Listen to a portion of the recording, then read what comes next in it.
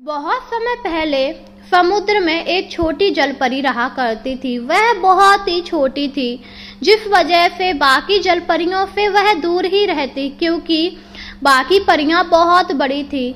छोटी होने की वजह से अक्सर कर जलपरियां उसका मजाक उड़ाया करती थी, जिससे छोटी परी काफी ज्यादा दुखी होती।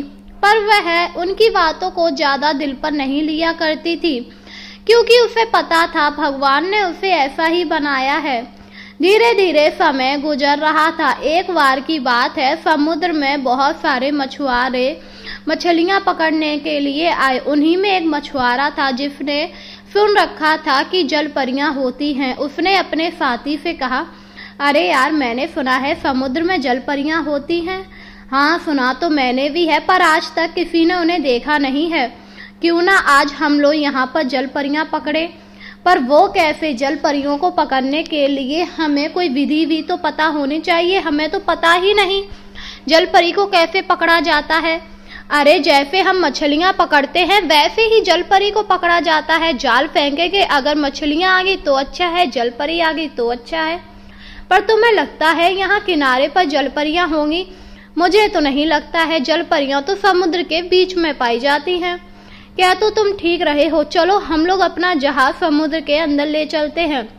इसके बाद वह लोग समुद्र के अंदर आ गए। समुद्र के अंदर आने के बाद मछुआरे ने जाल फेंका, पर उसके जाल में कोई मछली नहीं फंसी। यह देखकर मछुआरा काफी हैरान हुआ। अरे, मेरे जाल में मछली क्यों नहीं फंसी? बड़ी ताज्जुब वाली बात है। दूसरे मछुआरे भी हैरान थे कि उनके जाल में मछलियां क्यों नहीं फंस रही। वहीं नीचे जलपरी ने सारी मछलियों को भगा दिया था, क्योंकि उन्हें पता लग गया था समुद्र में मछुआरे आ गए हैं, जिससे मछुआरों को गुस्सा आ गया। कैसा समुद्र है ये? यहाँ पर तो जलपरियां और मछलियां हैं ही नहीं। हम तो सोच रहे थे समुद्र के बीच में आएंगे तो हमें जलपरियां मिलेंगी। और इसके बाद वह लोग वापस जाने लगे। तभी एक मछुआरे को जलपरी की पूंछ दिखाई, जिसे देखकर उसने समझा वहां पर बड़ी मछली है, और अपने साथी से कहा, अरे देखो, वहां पर एक बड़ी मछली। यह सुनकर सभी ने जाल फेंका और उस जलपरी को पकड़ लिया। जब जलपरी को जाल से बाहर निकाला तो वह सभी हैरान थे। अरे, ये तो जलपरी है। मुझे तो विश्वास ही नहीं हो रहा, हमने जलपरी को पकड़ लिया। वहीं वह जलपरी काफी ज्यादा परेशान थी। उसे अपने साथियों से मिलना था।